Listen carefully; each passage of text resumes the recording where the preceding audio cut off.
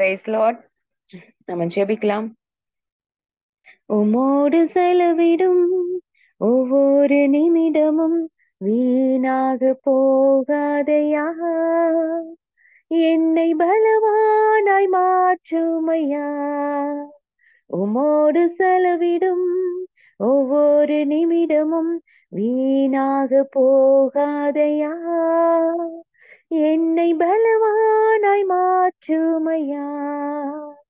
ஓ தேவ பிரசன்னம், ஆ என்ன ஆனந்தம். ஓ தேவ பிரசன்னம், ஆ என்ன ஆனந்தம். ஆகாயம் கொண்டு செல்லுதே, ஆகாயம் கொண்டு செல்லுதே. உமோடு செலவிடும் ஒவ்வொரு நிமிடமும் வீணாக போகாதையா, என்னை பலவானாய் மாற்றுமையா. நன்றி தகப்பனே. அப்பா, இந்த காலை வேளையில என் தேவனுடைய சமூகத்துல நாங்கள் வந்து காத்து நிற்கிறோம் சுவாமி. என் ராஜாதி ராஜாவின் முகத்தை பார்க்கும்படியாக, உம்முடைய வார்த்தையை கேட்கும்படியாக எங்கள் ஒவ்வொருவரையும் நீர் அப்பா பரிசுத்தப்படுத்த வேணுமாய் நாங்கள் செபிக்கிறோம். அப்பா, உமக்காய் நாங்கள் செலவிடும் ஒவ்வொரு காரியமும் ஒவ்வொரு மணி நேரங்களும் அப்பா ஸ்தோத்திரம், அது வீணாய் போகாது. அதற்கேற்ற பிரதிபலனை நீர் வைத்திருக்கிறீரப்பா. அப்பா, நீர் உம்முடைய வருகையில அதை நீர் கொண்டு வருவீர் என்று நாங்கள் விசுவாசிக்கிறோம். என் தேவன் நல்லவர் அப்பா, நீர் அன்புள்ளவர், இரக்கமுள்ளவர், எங்களை நேசிக்கிற கர்த்தரப்பா. எங்களோடு கூட பேசுங்க, என் ஆவியானவர் பேசுங்க அப்பா. நீர் விரும்பும் காரியங்களை எங்களுக்கு கற்றுக் கொடுங்க. உமக்கு பிரியமான வாழ்க்கை ஒரு வாழ்க்கை அப்பா, என் தேவனுக்கு பிரியமாய் நாங்கள் வாழும்படியான பாக்கியத்தை கொடுப்பீராக அப்பா. ஸ்தோத்திரம். ஒவ்வொரு நாளும் கற்றுக் கொடுத்து வருகிற என் ஆவியானவர் அப்பா, இன்றும் எங்களோடு கூட பேசுங்கப்பா. உங்களுடைய கருத்துல ஒப்பு கொடுக்கிறோம் இயேசுவின் நாமத்தில் பிதாவே, ஆமென், ஆமென். கர்த்தருடைய நாமம் மகிமைப்படுவதாக. இந்த காலை வேளையிலும் ஆண்டவர் நம்மோடு கூட பேசும்படியாக யோவான் 4ஆம் அதிகாரம் 24ஆம் வசனம், எல்லாருக்கும் தெரிந்த வசனம். தேவன் ஆவியாய் இருக்கிறார், அவரை தொழுது கொள்கிறவர்கள் ஆவியோடும் உண்மையோடும் அவரை தொழுது கொள்ள வேண்டும் என்றார். ஆமென். இந்த இடத்துல ஆண்டவர் சொல்லுகிற ஒரு காரியம், அநேக முறையில ஆண்டவரை ஆராதிக்கிறோம், ஆனால் பிதா விரும்பும் ஆராதனை நம்மளுக்கு வேண்டும் அப்படின்னு ஆண்டவர் பேசிக்கொண்டிருக்கிறார். நம்மளுடைய ஆராதனையில தேவன் மகிமைப்படுகிறாரா, அந்த ஆராதனை பிதா ஏற்றுக்கொள்கிறாரா அப்படிங்கறதுதான் இன்னைக்கு கற்றுக் கொடுக்கிற ஒரு காரியமா இருக்கிறது. நம் தேவன் ஆவியான தேவன், அவரை தொழுது கொள்கிற நாம், ஆராதிக்கிற நாம் ஆவியோடும் உண்மையோடும் ஆராதிக்கணும். பரிசுத்த ஆவியானவரோடு நம்மளுடைய ஆவி இணைந்தவர்களாய் நம்ம ஆராதிக்கணும். ஆவியானுடைய துணை இல்லாம நம்ம ஆராதனை ஏறெடுக்க முடியாது. அவர் சாயல்ல படைக்கப்பட்ட நம்ம உள்ளத்தின் ஆழத்திலிருந்து அவரை தொழுது கொள்ள வேண்டும் என்று பிதா விரும்புகிறார். அப்படிப்பட்ட ஆராதனையை தான் தேவன் அங்கீகரிக்கிறார். நம்மளுடைய ஆராதனையிலே நம்ம முழு உள்ளத்தோடு தேவனை ஆராதிக்கணும். அதுலதான் ஆண்டவர் பிரியப்படுறார். நம்மளுடைய ஜெபமானது தேவனுடைய கரத்தை அசைய பண்ணக்கூடியதா இருக்கிறது. ஆனால் ஆராதனையோ தேவனையே அசைய பண்ணக்கூடியதா இருக்கிறது. ஆமென். தேவனுக்கு பிரியமானது துதியும் ஸ்தோத்திரங்களும். ஆராதனைங்கிறது நாமளும் ஆண்டவர் மட்டும்தான். எப்பயுமே சொல்லக்கூடிய ஒரு காரியங்கள், நம்மளும் தேவனுக்கும் உள்ள அந்த தொடர்பு. அப்பாவை நம்ம ஆராதிக்கிறோம், இதற்கு இடையில எந்த ஒரு காரியமும் எந்த ஒரு நினைவுகளோ எந்த ஒரு சூழ்நிலையும் நம்மள தடை பண்ண கூடாது. தாவீதையும் ஆராதனையும் பிரிக்கவே முடியாது. ஆமென். அதனாலதான் ஆண்டவர் தாவீதை இருதயத்துக்கு ஏற்றவனாக கண்டார். அவர் உட்கார்ந்தாலே ஒரு ஆராதனை, நடந்தா ஒரு ஆராதனை, எல்லா சூழ்நிலையும் ஒவ்வொரு நிமிஷமும் மழையாகட்டும் குகையாகட்டும் வனாந்தரமாகட்டும் அப்பாவை துதிக்கிறதா அவருக்கு வேலையே. எண்ணிலடங்காத நன்மைகள் செய்ய போகிற தேவனுக்கு மிகப்பெரிய ஒரு ஆராதனை இல்ல. கிருபையை உணர்ந்து நம்ம ஆராதிக்கணும். நார்மலா நம்ம பாடுறவங்களை பார்த்தோம்னா அவங்க எப்படி பாடுறாங்க, ராகம் எப்படி இருக்கு, தாளம் எப்படி இருக்கு, ஸ்கேல் எப்படி இருக்கு. நிலம் பிரதர் சொல்லுவார், இந்த ஸ்கேல் மாறுதுப்பா. அதுல எனக்கு ஸ்கேலும் தெரியாது, எதுவும் தெரியாது, பாடுறேன் போடுங்க அவ்வளவுதான் இல்ல. சோ நம்மளுடைய மியூசிக் ஆகட்டும், குரல், இதைத்தான் நம்ம நம்மளுடைய மனித ஒரு இதுல நம்ம பாக்குறோம். இப்படி நல்லா இருக்கா ராகம், மியூசிக் நல்லா இருக்கா, உடனே அதை செலக்ட் பண்றோம். ஆனா ஆண்டவர் எதிர்பார்க்கிற ஒரு ஆராதனை, ஒரு பாடல் நம்ம அவர் உள்ளத்தை தொடுதான், அவருடைய இருதயத்தை தொடுதான் தான் ஆண்டவர் பார்க்கிறார். அந்த அவருடைய அன்பை உணர்ந்து பாடணும்னு ஆண்டவர் விருப்பப்படுகிறார். இந்த வர்ஷிப் அப்படின்னு சொல்லிட்டு நம்ம இங்கிலீஷ்ல சொல்றோம். இந்த வர்ஷிப்னா அந்த டபிள்யூ அப்படிங்கிறது வேர்ட்ஸ், வார்த்தைகள் சொல்லி இருதயத்திலிருந்து ஆண்டவரை துதிக்கக்கூடிய வார்த்தைகள் வரணும். ஓங்கிறது ஆர்டர், டிசிப்ளின், ஒரு ஒழுங்காய் தேவனை நம்ம ஆராதிக்கணும். ஆறுங்கிறது ரெவரன்ஸ், பரிசுத்தம், பயபக்தியாய் பரிசுத்த அலங்காரத்துடனே கர்த்தரை தொழுது கொள்ளணும். எஸ்ங்கிறது சாங்ஸ், பாடல்கள் மூலமாய் தேவனை துதிக்கணும். ஹச்சுங்கிறது ஹியூமிலிட்டி, தாழ்மை, கைகளை உயர்த்தி ஃபுல் சரண்டரா, இனி நான் ஒண்ணுமே இல்லப்பா, நான் ஜீரோ, நான் எதுவுமே கிடையாது, நான் ஒரு குப்பை, நான் ஒரு தூசி, நான் ஒரு மண்ணு, ஒப்பு கொடுத்து நம்மை முற்றிலும் மறந்து கவலைகளை எல்லாத்தையும் ஓரம் கட்டிட்டு நம்மளை வெறுமையான பாத்திரமாக்கி, காலியான பாத்திரமாக்கி தேவன் முன்பாய் ஆயக்காரனை போல நம்மை தாழ்த்தி ஒப்பு கொடுத்து ஆராதிக்கணும். ஐங்கிறது இன்டிகிரிட்டி, உண்மையாய் ஆராதிக்கணும். நம்மளுடைய தகப்பன மத்தவங்க சொல்றாங்க, பாஸ்டர் சொல்றாங்க, இவங்க சொல்றாங்க, கைய உயர்த்துங்க, ஆமென் சொல்லுங்க, அல்லேலூயா சொல்லுங்க. இது நம்ம சொல்லி சொல்லி செய்யக்கூடாது. இது நம்மளுடைய வாயில இருந்து உண்மையாய் ஆராதிக்கும் போது ஆட்டோமேட்டிக்கா வரும் இல்ல. லாஸ்ட் லெட்டர் பி, பேஷன், உற்சாகமாய் நமக்காய் ஜீவனை தந்த தேவனுக்கு நம்ம பெஸ்ட கொடுத்து ஆராதிக்கணும். ஆமென். சோர்ந்து போய் கவலையோடு துதிக்க கூடாது. ஆக்டிவா, பிரிஸ்கா நம்மளுடைய சிறந்ததை தேவனுக்கு ஒப்பு கொடுத்து துதிக்கணும். அதனாலதான் ஆண்டவர் நம்மளுடைய அந்த துதி ஸ்தோத்திர பலிகளை, துதி பலிகளை ஆண்டவர் அவ்வளோ ஆர்வமா எதிர்பார்க்கிறார். எப்படி நம்மளுடைய பிள்ளைங்க துதிக்கிறாங்க, நம்மளை எப்படி உற்சாகமா துதிக்கிறாங்களா? ஏன்னா நம்ம ஆராதிக்கிறது ஜீவனுள்ள தேவனை, சாத்தானை ஜெயித்தவரை, பாதாளத்தை வென்றவரை, மரித்து உயிர்த்தெழுந்து என்றென்றும் ஜீவிக்கிற கர்த்தரை நம்ம ஆராதிக்கிறோம். நம்மளுடைய சிறந்ததை ஆண்டவருக்கு ஒப்பு கொடுத்து நம்ம துதிக்கணும். கர்த்தரோடு நெருங்கக்கூடிய முதல் படி இந்த ஆராதனை தான். பரலோக தேவனோடு நம்மளை இணைக்கக்கூடியதா இருக்கிறது. ஆமென். இந்த ஆராதனையில தான் நம்ம ஒரு மனதாய், ஏக சிந்தை உள்ளவர்களாய், பரலோக பிரசனத்தை உணர்ந்தவர்களாய் ஆராதிப்போம். பரலோகத்தை அசைய பண்ணக்கூடிய இந்த ஆராதனை. எத்தனை பேர் சேர்ந்து ஆண்டவரை துதிக்கிறோங்கிறது முக்கியம் இல்ல. எத்தனை பேர் உண்மையாய் ஆராதிக்கிறோம் என்பதுதான் முக்கியம். அர்ப்பணிப்போடு ஆராதிக்கணும். அதான் ரோமர் 12:1 சொல்லப்படுகிறது. அப்படி இருக்க சகோதரரே, நீங்கள் உங்கள் சரீரங்களை பரிசுத்தமும் தேவனுக்கு பிரியமான ஜீவ பலியாக ஒப்பு கொடுக்க வேண்டும் என்று தேவனுடைய இரக்கங்களை முன்னிட்டு உங்களை வேண்டிக் கொள்கிறேன். இதுவே நீங்கள் செய்யத்தக்க புத்தியுள்ள ஆராதனை. நம்ம தேவனுடைய சமூகத்திற்கு வரும் பொழுது நம்மளை பரிசுத்தப்படுத்தி கொண்டுதான் ஆராதனை செய்யணும். பரிசுத்தப்படுத்தி கொண்டுதான் வேதம் வாசிக்கணும். இந்த பைபிளை கையில எடுக்கிறதுக்கு முன்பதாக நம்மளை சுத்திகரித்து பரிசுத்தப்படுத்தி மொட்டி போட்டு நம்ம பைபிள் படிக்கணும். அதே மாதிரி ஆண்டவர்ட்ட ஜெபிக்கும் பொழுதும் நம்மளை பரிசுத்தப்படுத்தி கொண்டுதான் நம்ம ஜெபிக்கணும். அந்த பரிசுத்தத்தோடு தேவனுக்கு பிரியமான, ஆண்டவருக்கு பிரியமான ஒரு ஆராதனை, ஆண்டவருக்கு பிரியமாய் நம்ம ஒரு அர்ப்பணிப்பு, ஜீவ பலியாக, சர்வாங்க தகன பலியாக பலிபீடத்துல நம்மளை அர்ப்பணிக்கணும். நம்மளுடைய ஒவ்வொரு காரியங்களாகட்டும், நம்மளுடைய அவயவங்களாகட்டும், எல்லாவற்றையும் தேவனுடைய சமூகத்துல பலிபீடத்துல ஒப்பு கொடுத்து நம்ம ஆராதிக்கிற ஆராதனை தான் புத்தியுள்ள ஆராதனைன்னு பவுல் சொல்றார். ஆமே. இந்த ஆராதனைங்கிறது பூமியில மட்டுமல்ல, பரலோகத்திலும் இந்த ஆராதனை இருக்கா? ஆமேன். மெகா வர்ஷிப்ல 24/7 இடைவிடாமல் ஆராதிக்கிற தூதர்கள் இருக்கிறாங்க, மகிமையை செலுத்துறாங்க. இனிமேல் நம்ம வாழக்கூடிய இடத்துல அந்த சூழ்நிலையோடு நம்ம ஒத்து போகணும் என்பதற்காக இங்க நம்ம ஆராதிக்கிறோம். பரலோகத்தில் இருக்கிற மாதிரிகள் முழுவதும் இந்த பூமியில கட்டளைகளாக ஆசரிப்பு கூடார மாதிரி கொடுக்கப்பட்டு இருக்கிறது, கற்பிக்கப்பட்டும் வருகிறது. ஆராதனை நம்மையும் நம்மை சுற்றியுள்ள என்வரன்மெண்ட் எல்லாத்தையும் சுத்திகரிக்கிறது. ஏன்னா நாம இந்த உலகத்திற்கு உரியவர்கள் அல்ல. இதை நீங்க டெய்லி ஒவ்வொரு நாளும் நம்ம சொல்லிட்டே இருக்கக்கூடிய ஒரு வார்த்தை.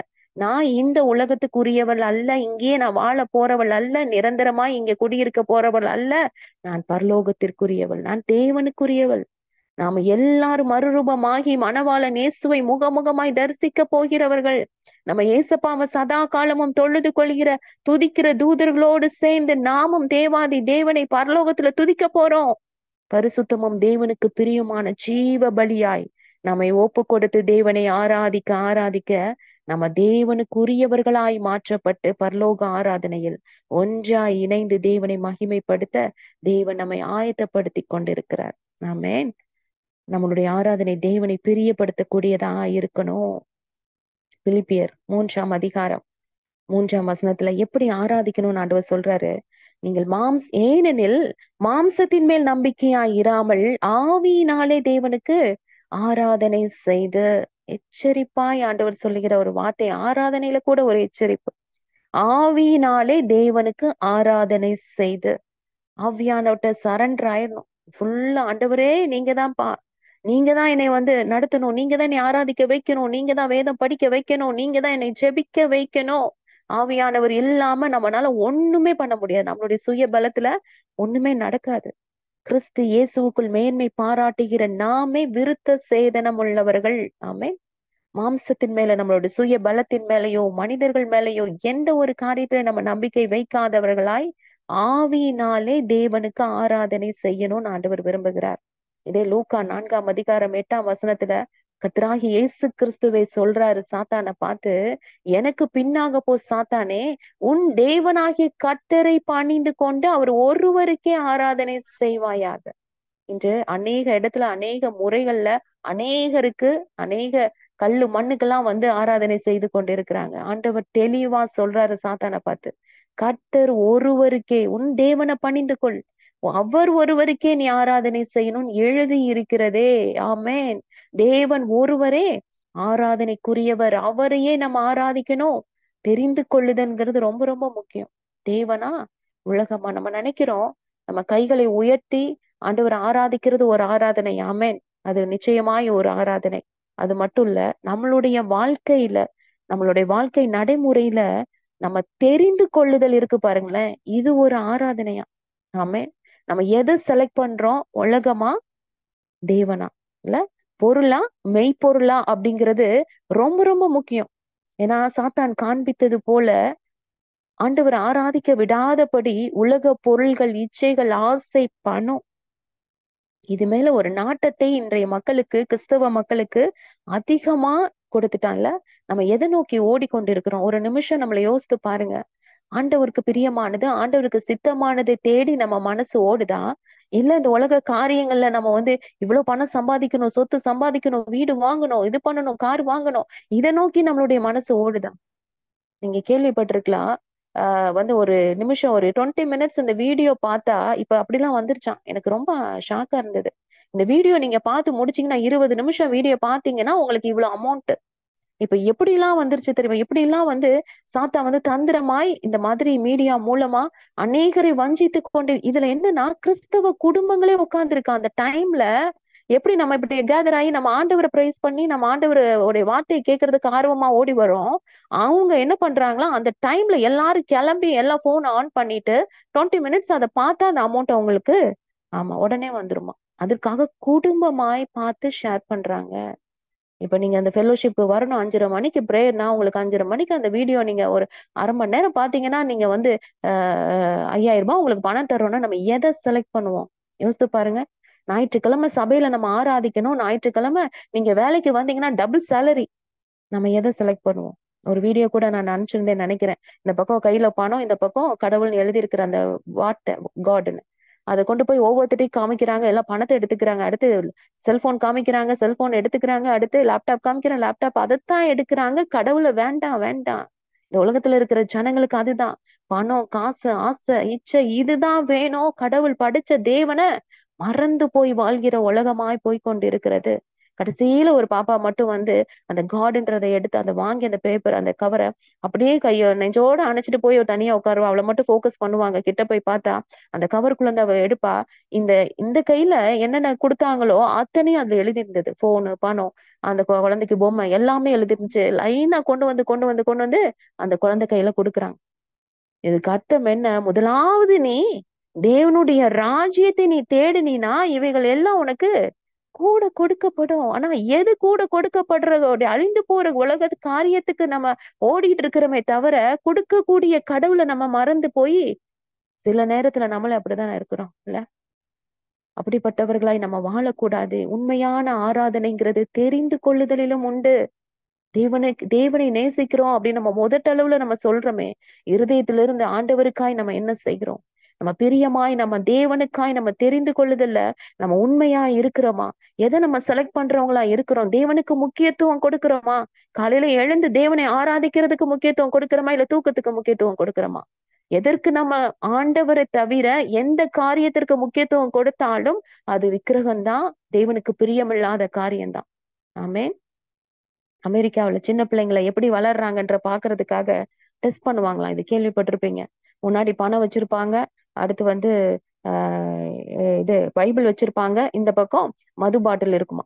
பிள்ளைங்க எதை எடுக்கிறாங்களோ அந்த இதுல பிள்ளைங்க ஃபியூச்சர்ல வருவாங்கன்னு சொல்லிட்டு எதிர்பார்த்து பண்ணுவாங்களா. எல்லா பிள்ளைகளும் ஓடி போய் பணத்தை தூக்கிட்டு ஓடிடுங்களாம்.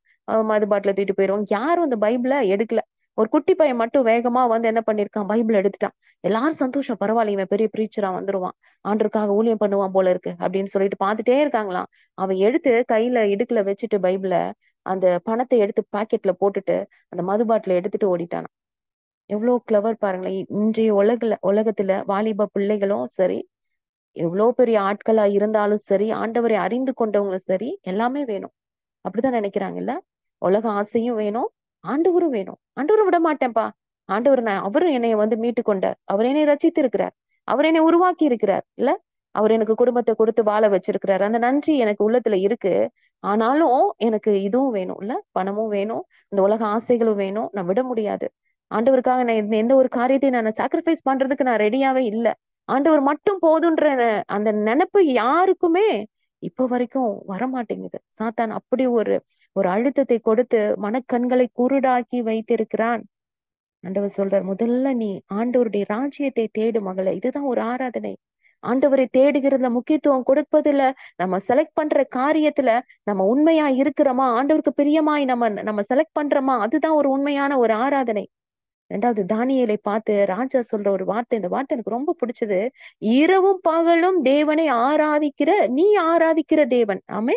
இரவும் பகலும் நம்ம நினைக்கிறோம் 3 நேரம் தான் அவர் ஜெபம் பண்ணாரு. தானியேல்னாவே நம்மளுக்கு ஞாபகம் வந்துரும், பிள்ளைகளுக்கு கற்றுக் கொடுப்போம். 3 நேரம் அவர் ஜெபம் பண்ணார். ஆனா இரவும் பகலும் ஆராதிக்கிற தேவன். ஆமேன்.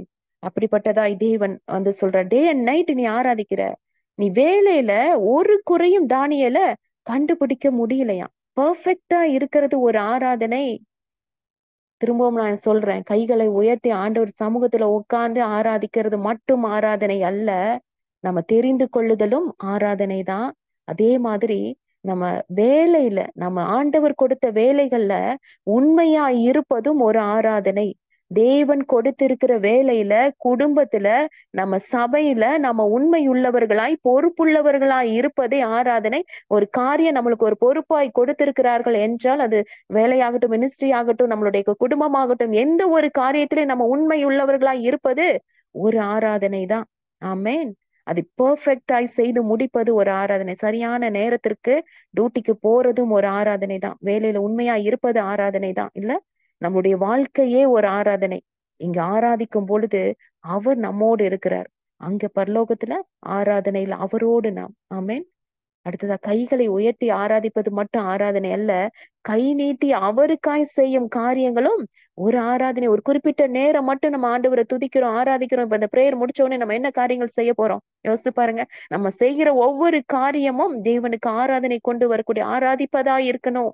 நம்மளுடைய முதன்மை சிறந்ததை தேவனுக்கு கொடுப்பது ஒரு ஆராதனை. தேவ மகிமைக்காக பணி செய்யும் ஒவ்வொரு காரியமும் ஆராதனை தான். சபையில செய்யக்கூடிய வேலைகள் ஆகட்டும், நேரத்திற்கு நீங்க சர்ச்சுக்கு போறதாகட்டும், காணிக்கை செலுத்துறதாகட்டும், எல்லாமே ஒரு ஆராதனை. இது அழகாய் பவுல் எழுதியிருப்பார். கொலைசியர் 3ஆம் அதிகாரம், எல்லாரும் எடுத்துக்கலாமா? 3ஆம் அதிகாரம் 16 to 24 வரைக்கும் நீங்க டைம் எடுத்து வாஸ்து பாருங்க. இதுல அப்படியே கம்ப்ளீட்டா ஆராதனையை பத்தி தான் இருக்கும். ஆச்சரியமா இருக்கலாம். அதுல ஆண்டவர் கற்றுக் கொடுத்த காரியங்கள் 16ஆம் வசனம் சொல்லுது, கிறிஸ்துவின் வசனம் உங்களுக்குள்ளே சகல ஞானத்தோடும் பரிபூர்ணமாக வாசமாய் இருப்பதாக, சங்கீதங்களினாலும் கீர்த்தனைகளினாலும் ஞான பாட்டுகளினாலும் ஒருவருக்கொருவர் புத்தி சொல்லிக் கொண்டு உங்கள் இருதயத்திலே கர்த்தரை பக்தியுடன் பாடி. 17ஆம் வசனம், வார்த்தைகளினாலாவது கிரியலினாலாவது நீங்கள் எதை செய்தாலும் அதையெல்லாம் கர்த்தராகிய இயேசுவின் நாமத்தினாலே செய்து அவர் முன்னிலையாகிய பிதாவாகிய தேவனை ஸ்தோத்திரிங்கள். 18ஆம் வசனம், மனைவிகளை கர்த்தர் கேட்கும்படி உங்கள் புருஷருக்கு கீழ்ப்படியுங்கள். புருஷர்களை உங்கள் மனைவிகளில் அன்பு கூறுங்கள், அவர்கள் மேல் கசந்து கொள்ளாதிருங்கள். பிள்ளைகளை உங்கள் பெற்றோருக்கு எல்லா காரியத்திலும் கீழ்ப்படியுங்கள், இது கர்த்தருக்கு பிரியமானது. பிதாக்களை உங்கள் பிள்ளைகள் திடனற்று போகாதபடி அவர்களுக்கு கோபம் மூட்டாதிருங்கள். வேலைக்காரரை சரீரத்தின்படி உங்கள் எஜமான்களாய் இருக்கிறவர்களுக்கு எல்லா காரியத்திலும் கீழ்ப்படிந்து நீங்கள் மனுஷருக்கு பிரியமாய் இருக்க விரும்புகிறவர்களாக பார்வைக்கு ஊழியம் செய்யாமல் தேவனுக்கு பயப்படுகிறவர்களாக கபடமில்லாத இருதயத்தோட ஊழியம் செய்யுங்கள். நீங்கள் கர்த்தராகிய கிறிஸ்துவை சேவிக்கிறதுனாலே சுதந்திரமாகிய பலனை கர்த்தராலே பெறுவீர்கள் என்று அறிந்து. 24ஆம் வசனம் சொல்கிறது, எதை செய்தாலும் அதை மனுஷர்களுக்கு என்று செய்யாமல் கர்த்தருக்கென்றே மனப்பூர்வமாய் செய்யுங்கள். இதுவும் ஒரு ஆராதனை. ஆமென். நம்ம எதை செய்தாலும் மனுஷர்களுக்கு என்று செய்யாமல் கர்த்தருக்கென்றே மனப்பூர்வமாய் செய்வதுதான் உண்மையான ஆராதனை. ஆமென். கிருபையினாலே தொடப்பட்ட நம்ம கர்த்தருடைய பிள்ளைகளாகிய நம்ம ஒவ்வொருவரும் தேவனுக்கு பிரியமான ஆராதனை ஏறெடுக்கணும்னு ஆண்டவர் விரும்புகிறார். இந்த கடைசி நாட்கள்ல ஆண்டவர் நினைக்கிறார், எல்லாரும் துதிக்கிறாங்க, எல்லாரும் பாட்டுதான் பாடுறாங்க, என்னைதான் குறிச்சு பாடுறாங்க. ஆனா தேவ சமூகத்தில் எட்டக்கூடிய ஆராதனை ரொம்ப ரொம்ப கம்மி. துதிக்கிற காரியம் ரொம்ப ரொம்ப கம்மி. ரொம்ப சில பேருடைய ஆராதனைகள் மட்டும்தான் தேவ சமூகத்துக்கு போகுது. அந்த சில பேருடைய ஆராதனையில நம்மளும் இருக்கணும்ல. அதற்காக தான் பிதாவானவர் இன்று நம்மோடு கூட பேசிக் கொண்டிருக்கிறார். இதுல 16ஆம் வசனம் என்ன சொல்லுது? நீங்க சங்கீதம், கீர்த்தனை, ஞான பாட்டுனால ஒருவருக்கு ஒருவர் புத்தி சொல்லிக் கொண்டு இருதயத்திலே கர்த்தரை பக்தியுடன் பாடி. இந்த காரியத்தை நம்ம எங்க பண்ணுவோம்? சபையில இல்ல, பரிசுத்தவான்களோடு சேர்ந்து ஞான பாட்டுகள், கீர்த்தனை, சங்கீதத்தினால ஆண்டவரை இருதயத்துல அந்த பரிசுத்தவான்களோடு சேர்ந்து நம்ம ஆராதிக்கணும். சோ சபையில தேவனை ஆராதிக்கிற காரியத்தை குறிக்கிறது. அடுத்து நம்ம சர்ச் முடிச்சுட்டு, நம்ம சண்டே சர்ச் முடிச்சுட்டு அடுத்த நாள் எங்க போறோம்? வேலைக்கு போறோம். 17ஆம் வசனம் அத சொல்லுது. வார்த்தையினாலாவது கிரியையினாலாவது நீங்கள் எதை செய்தாலும் இயேசுவின் நாமத்தினால செய்து அவர் முன்னிலையாகிய பிதாவாகிய தேவனை ஸ்தோத்தரிக்கணுமா. நம்ம வேலையில இருக்கும் பொழுது நம்முடைய கிரியையும் வார்த்தையும் ரொம்ப ரொம்ப முக்கியம். நம்ம படிக்கிறவங்களா இருக்கலாம், வேலை செய்யறவங்களா இருக்கலாம், ஏன் நம்ம வீட்டிலேயே இருக்கிறவங்க, சமைக்கிறவங்களா இருக்கலாம்.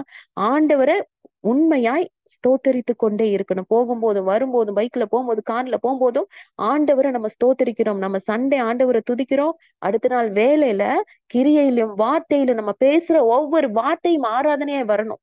ஆண்டவரை பிரியப்படுத்துகிற வார்த்தைகள் வரணும். தேவையில்லாத வார்த்தைகள் வரக்கூடாது. அனாவசியமான வார்த்தைகள் வரக்கூடாது. தேவையான தேவனுக்கு பிரியமான ஜீவ பலியாய் ஒப்பு கொடுத்துட்டோம்னா நம்மளோட வாயிலிருந்து வரக்கூடிய ஒவ்வொரு வார்த்தையும் பரிசுத்தமான வார்த்தைகளாய், பிறரை உற்சாகப்படுத்தக்கூடிய வார்த்தைகளாய், நல் வார்த்தைகளாய் வரணும்னு தான் ஆண்டவர் விரும்புறார். வேலையின் காரியத்துல ரொம்ப உண்மையப்பா 9 மணிக்குன்னா 8:55 நம்ம அங்க இருக்கணும். அதுதான் உண்மையான ஆராதனை. தேவனை ஆராதிக்கிற பிள்ளைகள் தேவனுக்கு கொடுக்கிற ஆராதனை அதுதான். உண்மையாய் உத்தமர்களாய் நம்ம வேலையில இருக்கணும்னு பவுல் இந்த இடத்துல சொல்லி கொண்டு இருக்கிறார். ஆண்டவரும் அதுதான் கற்பிக்கிறார். அடுத்ததாய் வேலையை முடிச்சிட்டு நம்ம எங்க வரோம்? 18ஆம் வசனம், 19, 20 எல்லாம் பாருங்க. ஃபேமிலிக்குள்ள வரோம். அதுல ஃபேமிலியில ஆண்டவர் சொல்ற காரியம், மனைவிகளே கர்த்தருக்கு ஏற்கபடி புருஷருக்கு கீழ்ப்படிங்க. புருஷங்க மனைவியில அன்பு கூறுங்க, கசந்து கொள்ளாதீங்க. பிள்ளைகள் பெற்றோருக்கு எல்லா காரியத்திலும் கீழ்ப்படிங்க, கர்த்தருக்கு பிரியமானது. பிள்ளைகளை கோவப்படுத்தாதீங்க. வேலைக்காரர் எப்படி இருக்கணும், இது எல்லாமே ஃபேமிலியை குறித்ததான ஒரு காரியம். கீழ்ப்படிதல் ஒரு ஆராதனை. ஆமே. எபேசியர் 5:19, 20 வாசித்து பாருங்க. சங்கீதங்களினாலும் கீர்த்தனைகளினாலும் ஞான பாட்டுகளினாலும் ஒருவருக்கொருவர் புத்தி சொல்லிக் கொண்டு உங்கள் இருதயத்தில் கர்த்தரை பாடி கீர்த்தனை பண்ணி நம்முடைய கர்த்தராக இயேசு கிறிஸ்துவின் நாமத்தினாலே எப்பொழுதும் எல்லாவற்றிற்காகவும் பிதாவாகிய தேவனையை ஸ்தோத்தரித்து தெய்வ பயத்தோடே ஒருவருக்கொருவர் கீழ்ப்படிந்திருங்கள். ஆமென். கீழ்ப்படிதலும் ஒரு ஆராதனை. இந்த ஆராதனை தான் ஆபிரகாமுடைய வாழ்க்கையில இருந்துச்சா? ஆமென். தேவனை ஆராதிக்க பலி செலுத்த அவர் மோரியா மலைக்கு போறாரு. 3 நாள் பிரயாணம். அங்க ஒரு நாள் கண்டிப்பா, திரும்பி வர்றதுக்கு 3 நாள், மொத்தம் 7 நாட்கள் ஆண்டவர் ஆராதிக்கிறதுக்கு, பலி செலுத்துறதுக்கு இல்ல. இந்த 7 நாட்கள் தேவனுக்காய் அவரை ஆராதிக்க, பலி செலுத்த அர்ப்பணித்து அந்த கீழ்ப்படிதல் மிகப்பெரிய ஒரு ஆராதனையாவே மாறிடுச்சு. அதனாலதான் அவர் விசுவாசிகளின் தகப்பன் என்று கர்த்தரே அவரை, ஆபிரகாமின் தேவன் என்ற அந்த ஒரு வார்த்தை எவ்வளவு பெரிய ஒரு ஆச்சரியமான ஒரு வார்த்தைக்கு தகுதி உள்ளவராய் ஆண்டவரே அதை கொண்டு வந்தார், அறிமுகம் செய்கிறார். ஆசீர்வதித்து அவனை பெருகவும் பண்ணாரு இல்ல. நம்ம தேவனுக்கு கீழ்ப்படிந்து அவருடைய கட்டளைகளை, கற்பனைகளை கைக்கொள்று நடக்கிறதே நாம் கர்த்தருக்கு செய்யும் ஆராதனை. வாரத்துல ஒரு நாள் சர்ச்சுக்கு போறதுக்கு எப்படி நம்ம கஷ்டப்படுறோம். நம்ம எந்திரிக்கிறதுக்கு கஷ்டம், கிளம்புறதுக்கு கஷ்டம் இல்ல. ஒரு நாள். ஆனா இவர் 7 நாள் ஒரு ஆண்டவரை போய் ஆராதித்து பலி செலுத்திட்டு வர்றதுக்கு 7 நாட்கள். ஆண்டவர் நம்மளுடைய உள்ளத்தை பாக்குறாரு. எவ்வளவு வசதிகள் நம்மளுக்கு வந்துருச்சு இல்ல. உட்காந்தே நம்மள ஆண்டவர் ஆராதிக்கலான்ற அளவுக்கு எல்லாமே. என்ன ஒரு மெசேஜ் கேட்கணும்னாலும் உடனே நம்மள யூடியூப்ல பார்த்து அத்தனை விதமான மெசேஜ் வருது, ஆராதனைகள் வருது. இப்படிலாம் ஆண்டவர் வசதி செஞ்சு கொடுத்தோம். நம்ம ஆண்டவருடைய சமூகத்துல உட்கார்றதுக்கு யோசிக்கிற 1 மணி நேரமா, அரை மணி நேரமா, இவ்வளவு நேரம் பிரேயரா, டைம் பாக்குறவங்களா நம்ம இருக்கிறோம்ல. அந்த தேவனுக்கு கீழ்ப்படிந்து அவர் சமூகத்தை வாஞ்சித்து ஓடி வர்றதும் ஒரு ஆராதனை தான். அடுத்த கடைசி இந்த 24ஆம் வசனம் என்ன சொல்லுது? எதை செய்தாலும் டோட்டலா முடிச்சிட்டாங்க, கம்ப்ளீட்டா. அதை நீ மனுஷனுக்குன்னு செய்யாத. அவங்க கூப்பிடுவாங்க, இவங்க கூப்பிடுவாங்க, நான் வரலைன்னா அவங்க எதிர்பார்ப்பாங்க, இவங்க திட்டுவாங்க, இவங்க செய்வாங்க, அவங்க ஐயோ அவங்க பாக்குறாங்க, நம்ம நல்லா பண்ணணும். நம்ம முடிச்சதுக்கு அப்புறம் நான் எப்படி நல்லா பண்ணேனா, நல்லா இருந்துச்சா, சூப்பரா இருந்துச்சா, இல்ல மனுஷங்களை பாக்குற மாதிரி நம்ம பண்ணக்கூடிய காரியங்கள் ஒன்று இந்த இடத்துல நம்மளை வெளிப்படுத்தவே கூடாது. சுயம் இருக்கவே கூடாது. தேவனுடைய நாமம் அவர் பெருகணும். கர்த்தருக்கென்றே மனப்பூர்வமாய் நம்ம செய்யணும். எதை செய்தாலும் இதுல டோட்டலா எல்லாமே வந்துருச்சு. நம்ம உட்கார்றது, எந்திரிக்கிறது, நடக்கிறது, சாப்பிடுறது, இல்ல மற்றவங்களோடு கூட பேசுறது, சமைக்கிறது, வேலைக்கு போறது, நம்ம செய்ய வேண்டிய காரியங்கள், நம்ம எங்க போனாலும், வந்தாலும், படுத்தாலும், தூங்கினாலும், நம்ம என்ன காரியங்கள் டோட்டலா நம்மளுடைய வாழ்க்கை முழுவதும் நம்ம காரியங்கள் செய்கிற அத்தனையும் மனுஷங்களுக்குன்னு பார்வைக்கு செய்யாதீங்க. கர்த்தருக்கென்று மனப்பூர்வமாய் செய்யுங்கன்னு ஆண்டவர் பேசுறார். ஆமென். டோட்டலா நம்மளுடைய வாழ்க்கை முழுவதும் தேவனுக்காய் மனப்பூர்வமாய் செய்து மற்றவர்களுக்கு கொடுக்கிறது, விட்டு கொடுக்கிறது, குறைகளை ஏற்றுக்கொள்றது, மன்னிக்கிறது, ஒவ்வொரு காரியமாகட்டும், எல்லாவற்றையும் ஒருத்தர் சொன்ன ஒரு சாட்சி, என் மனைவி எப்படியாவது திருத்தணும்னு பார்த்தேன். ஆனா நான் என்ன பண்ணிட்டேன், அவளுக்கு ஏத்த மாதிரி, ஆமா, நான் அவளை திருந்த வைக்கிற மாதிரி என்ன கொஞ்சம் மாத்திக்கிட்டேன். அவர் சொன்ன ஒரு சாட்சி. சின்ன சின்ன விஷயங்கள். நான் கோவப்படுத்தி அவ கஷ்டப்பட்டு அவ கத்துற அந்த காரியத்தை எல்லாத்தையும் நான் என்ன மாத்திக்கிட்டேன் இல்ல. அவர் மாற மாட்றாரு, இவங்க மாற மாட்றாங்க நம்ம சொல்றதை விட, வசனத்தை கேட்டு கீழ்ப்படிந்து தேவனுக்கு உண்மையாய் நம்ம வாழும் பொழுது நிச்சயமா நம்மளுக்குள்ள ஒரு மாற்றத்தை ஆண்டவர் கொண்டு வருவார். அப்படிப்பட்ட ஒரு வாழ்க்கையை தான் ஆண்டவர் எதிர்பார்க்கிறார். ஆண்டவருக்கு உண்மையாய் மனப்பூர்வமாய் எதை செய்தாலும் தேவனுக்கு நம்ம செய்கிறவர்களாய் இருக்கும் பொழுது அது ஒரு ஆராதனையாய் இருக்கும். யோசித்து பாருங்க, நம்ம வேலைக்கு போனா எப்ப நம்ம சம்பளம் கொடுப்பாங்க? மாசத்துல ஒரு தடவை தானே, இல்ல 5 நாளைக்கு ஒரு தடவை தருவாங்களே, அப்படி கிடையாது. மாசத்துக்கு ஒரு தடவை நம்ம விழுந்து விழுந்து மணிக்கணக்கா நம்ம வேலை பாக்குறோம், எக்ஸ்ட்ரா டியூட்டி வேற பாக்குறோம், எல்லாம் பார்த்தாலும் மாசத்துல ஒரு தடவை தான் சம்பளம் கிடைக்கும்ல. ஆனா ஆண்டவருடைய சமூகத்துல காத்திருந்து அவருக்கு உண்மையாய் மனப்பூர்வமாய் நீங்க ஆராதனை செலுத்தி பாருங்க. இப்ப வரைக்கும் ஆண்டவர் நம்மளுக்கு அப்படித்தான் சம்பளம் கொடுத்துட்டு இருக்காரு. ஒவ்வொரு நொடியும் ஆசீர்வாதம். ஆமென். ஆசீர்வாதம்னு ஒண்ணு நம்ம நினைக்கிறோம், காரு, பங்களா, வீடு, இல்ல சொத்து சுகம், இதுதான் நம்மளுக்கு ஆசீர்வாதம். அது கிடைக்கலன்னு உடனே ஆண்டவரை எத்தனை வார்த்தைகள்னால கஷ்டப்படுத்துறோம். நம்ம நிம்மதியா சாப்பிடுறோம்ல, அது ஒரு ஆசீர்வாதம் தான். சரியான நேரத்துல நம்ம போகும்போது பஸ் வருதா, ஆசீர்வாதம். நேரத்துக்கு ஆபீஸ் போறோமா, ஆசீர்வாதம். காலையில தூங்கி எந்திரிக்கிறோமா, ஆசீர்வாதம். வீட்டுல சமாதானம் இருக்கா, ஆசீர்வாதம். 3 இட்லி சாப்பிட்ட உடனே வயிறு நிறையுதா, ஒரு ஆசீர்வாதம். பலவீனம் வராமல் பலத்தோடு உட்கார்ந்துருக்கோமா, ஆசீர்வாதம். பணம் இல்லைனாலும் குடும்பம் வாழ்ந்து கொண்டு இருக்கிறதா, ஆசீர்வாதம். நம்ம வீட்டுல பிள்ளைகளுடைய சிரிப்பு சத்தம் கேக்குதா, ஒரே மனசா இருக்காங்களா, ஒரு ஆசீர்வாதம். அம்மா கையால, மனைவி கையால சாப்பிடுறீங்களா, ஒரு ஆசீர்வாதம். நல்லா சமைச்சு நம்ம எப்படி சமைச்சாலும் அது அருமையா வருதா, ஒரு ஆசீர்வாதம். இந்த இயற்கை ஒரு ஆசீர்வாதம். ஒருவருக்காவது உதவி செய்ய ஒரு மனசு இருக்கு, ஆசீர்வாதம்.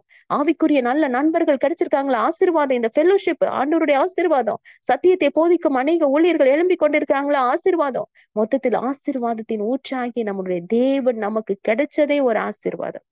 அவர் நம்மை தெரிந்து கொண்டதே நம்மளுக்கு மிகப்பெரிய மிகப்பெரிய மிகப்பெரிய ஆசீர்வாதம். எல்லாவற்றிற்கும் மேலாக இந்த தேவாதி தேவன் படைத்த நம் கர்த்தர் நம்ம கூட இருப்பது மிகப்பெரிய ஆசீர்வாதம். ஆமென். எவ்வளவு வயசானாலும் வயசு தெரியாம நம்ம இளமையா இருக்கிறோம்னு சொல்றாங்களா, எவ்வளவு பெரிய ஆசீர்வாதம் இல்ல. நம்ம காலையில வேலைக்கு போயிட்டு சாயங்காலம் பத்திரமா வீட்டுக்கு வர்றது ஒரு ஆசீர்வாதம். இந்த கிறிஸ்துமஸை செலிப்ரேட் பண்ண தேவன் நம்மள உயிரோடு வச்சிருக்கிறாரு, இவ்வளவு பெரிய ஆசீர்வாதம். இத்தனை ஆசீர்வாதங்களை கொடுத்திருக்கிற நம்ம தேவாதி தேவனை ஆராதிக்காமல் இருக்க முடியுமா? யோசித்து பாருங்க. மகிழ்ச்சியோட கர்த்தருக்கு ஆராதனை செய்து ஆனந்த சத்தத்தோட அவர் சன்னதி முன் வாருங்கள். ஆமென். நம்ம கைகளை உயர்த்தி துதிப்பது மட்டும் ஆராதனை அல்ல. நம்மளுடைய தெரிந்து கொள்ளுதல், ஒவ்வொரு நாள் வாழ்க்கையிலும் நம்ம பெர்ஃபெக்டா இருப்பது, தேவனுடைய சமூகத்துல நம்ம ஒப்பு கொடுத்து ஒவ்வொரு காரியத்தையும் சபையில மட்டும் ஆராதிப்பது ஆராதனை அல்ல. அடுத்த நாள் வேலைக்கு போறதாகட்டும், நம்ம எதை செய்தாலும், வீட்டுல இருக்கிற காரியங்கள், ஃபேமிலியில இருக்கிற காரியங்கள், ஒவ்வொரு காரியங்களிலும் தேவனுக்கு ஆராதனை செய்கிறவர்களா இருக்கணும். அவங்கதான் தேவ சாயல்ல படைக்கப்பட்ட, தேவன் தெரிந்து கொண்ட ஜனங்கள், பிரித்தெடுக்கப்பட்ட ஜனங்கள். அப்படிப்பட்ட ஜனங்களாய் நம்ம இருக்கிறோம் என்றால் வெறும் உதட்டளவுல மட்டும் பேசுறவர்களா இருக்கக்கூடாது. நம்மளுடைய செய்கையிலும் வார்த்தையிலும் எல்லாவற்றிலும் ஆண்டவரை ஆராதிக்கிறவர்களாய் அந்த ஆராதனை வெளிப்படுத்தணும். மற்றவங்க பார்க்கும் பொழுது இவர்கள் அல்லவா கிறிஸ்தவர்கள், இவர்கள் அல்லவா தேவனுடைய பிள்ளைகள், அவங்க நடந்தாலே ஒரு ஆராதனை தான், அவங்க பேசினாலே ஒரு ஆராதனை தான். அப்படிப்பட்ட ஒரு காரியத்தை ஜனங்கள் பார்க்கணும். அதைத்தான் பிதா விரும்பும். ஆராதனையா இருக்கிறது. ஆண்டோடைய சமூகத்துல நம்ம எல்லாரும் ஒப்பு கொடுக்கலாமா? தாழ்த்தி ஒப்பு கொடுப்போம். ஹல்லேலூயா. நன்றி தகப்பனே. ஆவியோடும் உண்மையோடும் ஆண்டவரை தொழுகக்கூடிய நாட்கள் இல்ல, இந்த கடைசி நாட்கள்ல பிதாவை எங்கும் தொழுது கொள்ளும் காலம் இப்பொழுதே அது வந்து இருக்கிறது. ஆமென். பரிசுத்த அலங்காரத்தோடு கர்த்தரை நம்மை தொழுது கொள்ளும்படியாக ஒவ்வொரு நாளும் ஒவ்வொரு நொடியும் தேவனுக்கு ஆராதனை செய்கிறவர்களாக நம்மளுடைய வார்த்தைகள் எல்லாவற்றிலும் எதை செய்தாலும் மனப்பூர்வமாய் கர்த்தருக்கு செய்யும்படியாக நம்மை ஒப்பு கொடுக்கலாம். ஆண்டவர் பேசின அற்புதமான வார்த்தைக்காய் நன்றி சொல்லி, நன்றி தகப்பனே, நன்றி தகப்பனே, நன்றி தகப்பனே. அப்பா உமக்கு நன்றி. ஜீவன் தந்தி உமையாராதிக்க வாழ வைத்தீர் உமையாராதிக்க தெரிந்து கொண்டே உமையாராதிக்க உமை எந்நாளும் ஆராதிப்பேன். சொல்லுவோமா? உமை எந்நாளும் ஆராதிப்பேன். ஆராதனை ஆராதனை ஆராதனை ஓஹோ நித்தியமானவரே. ஆராதனை ஆராதனை ஆராதனை ஓஹோ நித்தியமானவர். நீரே நிரந்தரமானவர், நீரே கனத்துக்கு பாத்திரர், நீரே மகிமையுடையவர், உமை என்றும் ஆராதிப்பேன். நீரே நிரந்தரமானவர், நீரே கனத்துக்கு பாத்திரர், நீரே மகிமையுடையவர், உமை என்றும் ஆராதிப்பேன். உமை என்றும் ஆராதிப்போம், உமை என்றும் ஆராதிப்போம். நன்றி தகப்பனே. அப்பா உமை நன்றியோடு துதிக்கிறோம். என் தேவன், என் பிதா விரும்பும் ஆராதனை எங்களுக்கு வேணும் சுவாமி. ஆண்டவரே, மற்றவர்களைப் போல நாங்கள் ஆராதிக்க கூடாது. என் தேவன் விரும்பும் ஆராதனை. தேவன் ஆவியா இருக்கிறீங்க. அவரை தொழுது கொள்கிறவர்கள் ஆவியோடும் உண்மையோடும் நாங்கள் தொழுது கொள்ள வேண்டும் சுவாமி. என் தேவன் விரும்பும் பரிசுத்த ஆராதனை எங்களுக்கு வேணும். பரிசுத்த ஜீவ பலியாய் நாங்கள் ஒப்பு கொடுத்து ஆராதிக்கணும். அது மட்டும் இல்லப்பா ஆண்டவரே, அப்பா எங்களுடைய தெரிந்து கொள்ளுதல் ஒவ்வொரு நாளும் ஆண்டவரே எங்களுக்கு முன்பதாக 2 காரியங்கள் வைக்கப்படுகிறது. நாங்கள் எதை செலக்ட் பண்றோன்றது ரொம்ப ரொம்ப முக்கியமப்பா. தெரிந்து கொள்ளுதலும் ஒரு ஆராதனை தான், கீழ்ப்படிதல் ஒரு ஆராதனை தான். ஆண்டவரே, சபையில ஆராதிப்பது ஒரு ஆராதனை தான். ஆண்டவரே, வேலைக்கு போய் நாங்கள் செய்கிற ஒவ்வொரு காரியமும் ஆராதனை. வேலையில உண்மையா இருப்பது ஒரு ஆராதனை. ஆண்டவரே, வீட்டுல வந்து குடும்பத்தோடு நாங்கள் இருப்பது ஒரு ஆராதனை. தேவன் சொன்ன கட்டளைகளுக்கு கீழ்ப்படிந்து வாழ்வது ஒரு ஆராதனை. எதை செய்தாலும் மனப்பூர்வமாய் நாங்கள் செய்வது ஒரு ஆராதனை அப்பா. அப்பேற்பட்ட ஆராதனை என் பிதா கற்றுக் கொடுத்திருக்கிறீங்க. அதை எதிர்பார்க்கிறீங்க, அதை அங்கீகரிக்கிறீங்கப்பா. அப்பேற்பட்ட பிள்ளைகளாய் நாங்கள் ஒவ்வொருவரும் வாழணும்னு நீங்க விரும்புறீங்க சுவாமி. எங்களை மாற்றுங்கப்பா. உமக்கு பிரியமான ஜீவ பலியாய் ஒப்பு கொடுத்து நாங்கள் ஜெபிக்கிறோம் சுவாமி. எங்களை அப்படிப்பட்ட பிள்ளைகளாய் மாற்றுங்க. நாங்கள் பேசுகிற ஒவ்வொரு வார்த்தையும் ஆராதனையா இருக்கட்டும் சுவாமி. இந்த பிரேயர் முடிஞ்சோடனே நாங்க செய்கிற ஒவ்வொரு காரியமும் என் தேவனுக்கு பிரியமான ஒரு ஆராதனையா இருக்கட்டும். நாள் முழுவதும் காத்துக்கொள்ளுங்க. வந்திருக்கிற ஒவ்வொருவரையும் உடைய ஆவினால அப்பா ஸ்தோத்திரம் அபிஷேகத்தினால நிரப்புங்க சுவாமி. பிள்ளைகளை ஆசீர்வதிங்க, பலப்படுத்துங்க. இன்னும் மண்டை நெருங்கி ஜீவிக்கணும், தேவனோடு ஐக்கியப்படணும். எல்லா துதியும் கனமும் மகிமையும் ஒருவருக்கு இயேசுவின் நாமத்தில் ஜெபிக்கிறேன் ஜீவனுள்ள நல்ல பிதாவே. ஆமேன், ஆமேன், ஆமேன். சேர்ந்து சொல்வோம். என் ஆத்துமாவே கர்த்தரை ஸ்தோத்திரி, என் முழு உலமை பரிசுத்த நாமத்தை ஸ்தோத்திரி. என் ஆத்துமாவே கர்த்தரை ஸ்தோத்திரி, கர்த்தர் செய்த சகல உபகாரங்களை மறவாதே. ஆமேன், ஆமேன்.